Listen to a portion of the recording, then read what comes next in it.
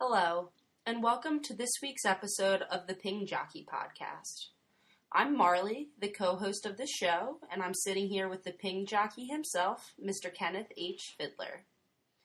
In last week's episode, we learned that Mr. Fiddler had no issues assimilating back into American culture after returning home from the war. Most kids nowadays have difficulty making decisions that will affect their entire future, which is one reason why so many kids enroll in college as undecided. However, this was not the case for Ken. He quickly chose to learn to become a machinist, which eventually led him to the trade of machine erecting and subsequently building full-fashion knitting machines. Today we will hear about the many things that happened to Ken along his journey into adulthood and the workforce. So I'm sure when you got home it was very nice to see some friends. Can you tell me a little bit about who you ran around with and what you did? Well, actually, as soon as I did come back from the war, I started working right away at Textile Machine Works and started at Wyomissing Polytechnic Institute. And since I've been gone for 32 months, I hardly had any friends around right then. Mm-hmm.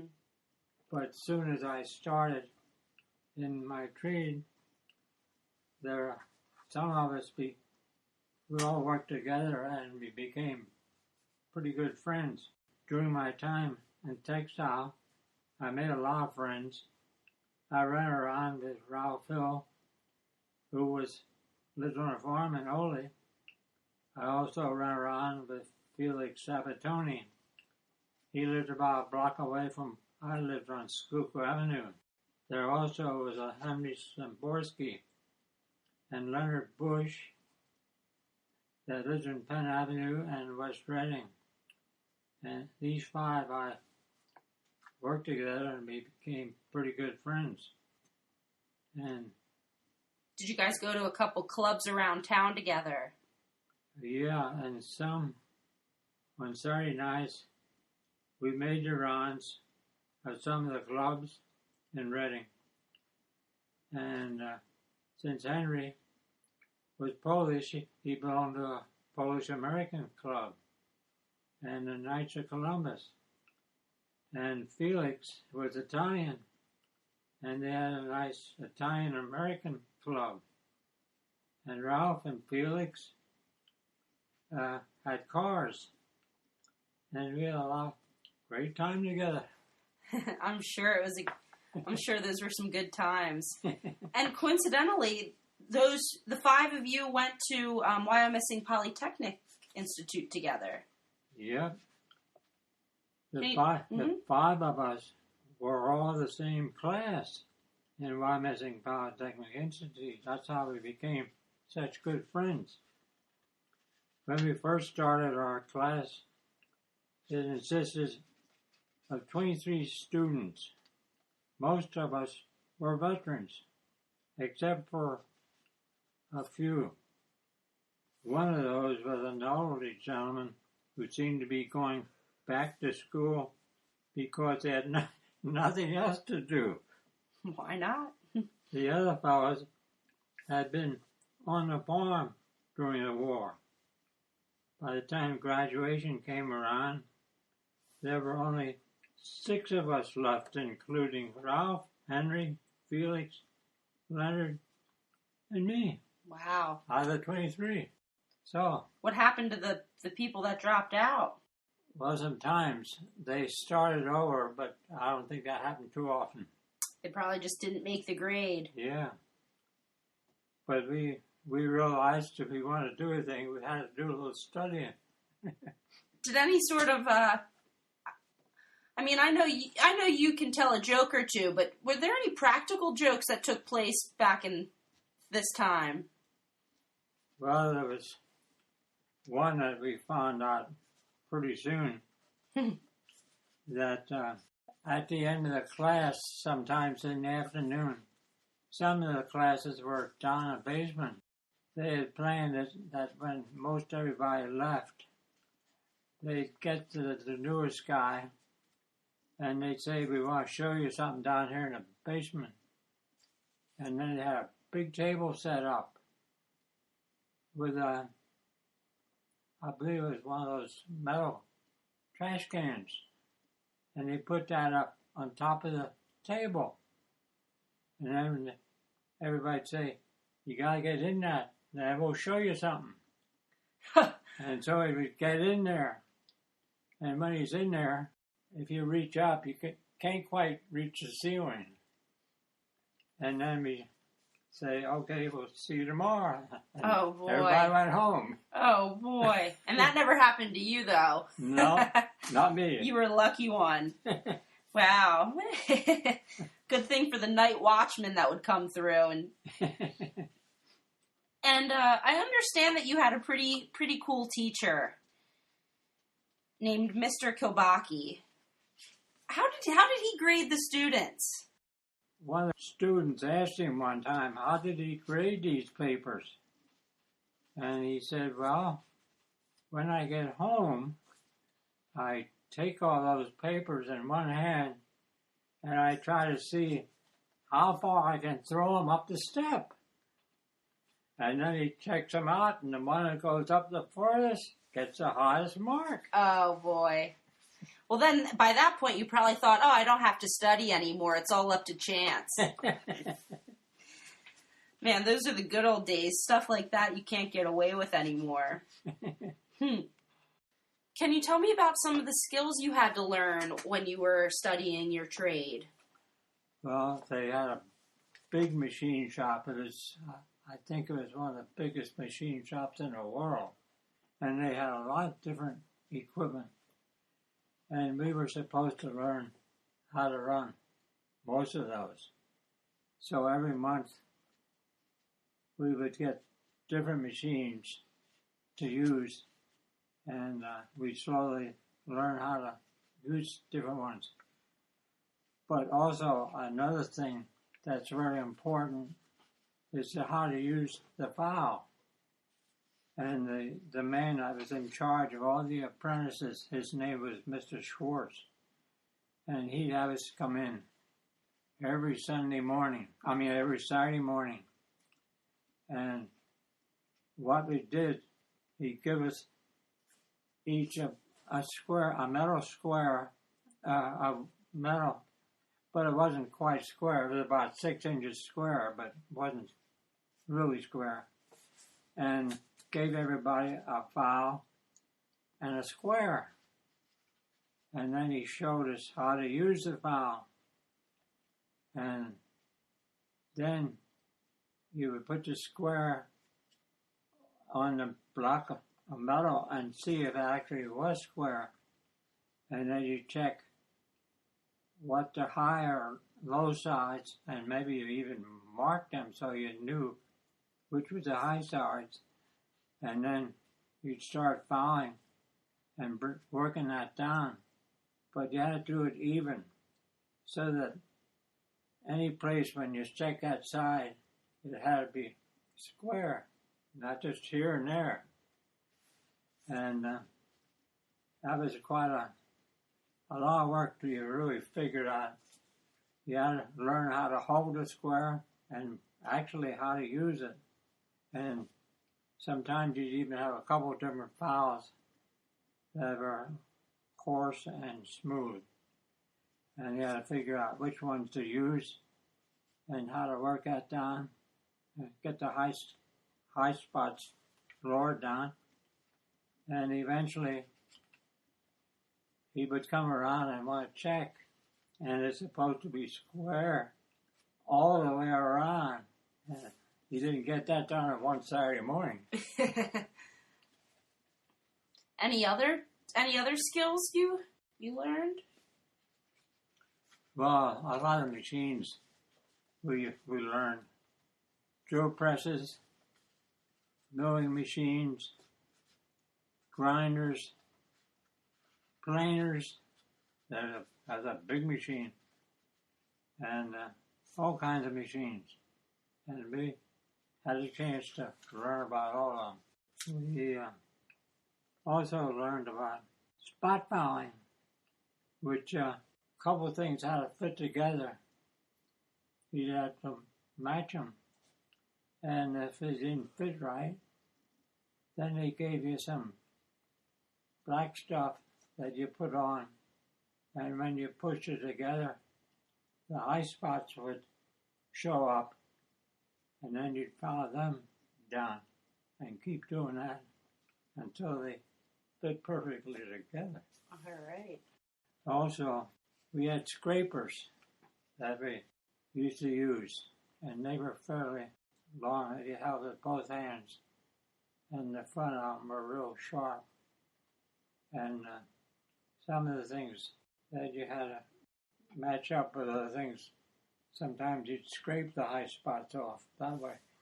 So you have to have choices like that when you're building a big machine, because it's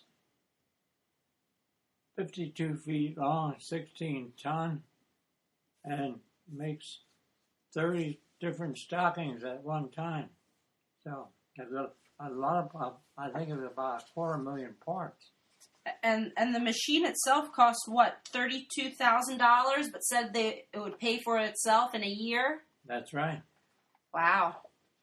So that kind of revolutionized the way textiles were done. You weren't only learning your trade, you also learned some other practical skills. Your buddy Ralph Hill, he was pretty important in your life. You guys went to school together, but he also taught you how to drive. Yeah, well, he was one of my good friends. We used to run around together. And my wife met his wife, and they became friends. And he lived back on the farm in Ole. Eventually, I decided about time I'd like to learn to drive. And he had a car, which we used to run around in. And he said, get your permit, and I'll show you how to drive, and I'll let you drive, and we'll drive all over the countryside. And that's what we did, and eventually I took my test in his car. Wow. What a good friend. Yeah, and the day to take my test, we had to go over to Wyomissing. That was the place where they did it. And we got there, and Ralph said, I'll park the car. You're going to have to go in and check in, and they give you an eye test and ask you some questions. So I went in and did what I had to do. And then the cop said, go out and get in the car. I'll be right out. So I went out, and I seen where Ralph had parked the car. And so I got in, and there was a stick shift. I knew I had to start it, so I put the clutch in and went to start the engine. But I didn't know that he had parked it in gear. He didn't have the brake on. And when I put the clutch in and started the car, I didn't realize it was on a hill. I started drifting forward a little bit.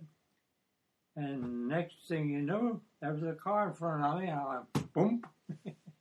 And just then the state cop come running out. And I thought, uh-oh. But he got in, and I told him what happened. He said, no problem. And he passed you. He passed me. Of course, I had to drive it, but I did all right. Well, it all wasn't fun and games. I'd love to hear a little bit more about your trade. What was it like for you to build the knitting machines from the bottom up? Well, we found out how big they were. They're 52 feet long and 16 ton. And so in order to be building a few of them at one time, they had a real long building. And they started me with two German fellows that could only speak English. And they didn't seem too happy to be having to train me. And people told me they were that way because they were afraid they were going to lose their job teaching young fellows to do it. But after they worked with me for a while, they seemed pretty happy. they weren't worried too much. But they showed me how to start from the beginning, and they'd lay the metal pans down, and then you had the big uprights, and they had to be so many feet apart, and then you had big parts that put it together, and you had to make sure that it was a step-by-step thing that you had to do or you'd never get it done. But I learned right then. I know my father was a bookkeeper, and he always said, have a journal. And I remember that. And everything we did, I took notes. And when I went home that night, I'd write it all down and keep a journal. And I think I still have that journal. Wow. But that was the first part. But it took a couple of weeks to get it up. And they only built the framework part. We don't do the whole thing, but most of it. And then they moved us from there to the Berkshire knitting mills. But the machines that we built, after we built as far as we go, then they tear them down. And they send them over to the Berkshire knitting mills, which is also one of the biggest knitting mills in the world back then. And they had about 5 or 6 floors, all with knitting machines on them. And so we went over there last. And these machines that we had worked on, they had tore down and sent them over there, and we start all over again. But this time, we built the whole machine right up to the end, where you actually turn it on and start knitting stockings. So that took a while to learn to do that. And one thing I always remember, when I first started at Berkshire, they put me with an old German fellow, a big guy, that had been a erector for years. And I was working with him, and I'd have my box of tools at the end of the machine. And he had me working on one end of the machine, and he was working on the other end. And sometimes I'd grab the tools I thought I needed, and I'd be halfway down the machine, and I knew I need something else, and I'd go back to my toolbox and get something else, and I'm back and forth. And finally he came over to me and he said, I'll tell you once, just once, but before you start, realize what tools you're going to need and take them with you. Don't spend half the day walking back and forth. Oh boy. So you never did that again, I'm sure. You learn things like that. Pretty quickly. Well, you need good mentors like that. Yeah. Mm-hmm. And the fellow that was head of the apprentices, the one that told us how to foul, he used to tell us, when you go home at night and get in bed, before you go to sleep, lay there and think about what you're going to have to do tomorrow morning so you get it right. Whew, that's almost torture. I guess that's what apprentices do. Yes, sir. Well, beginning this trade was quite a change from the day-to-day on the ship during World War II, and I'm sure it was difficult, but less pressure than the constant fear of attack and air raids. This is Marley and the Ping Jockey signing off. Bye-bye. Bye-bye.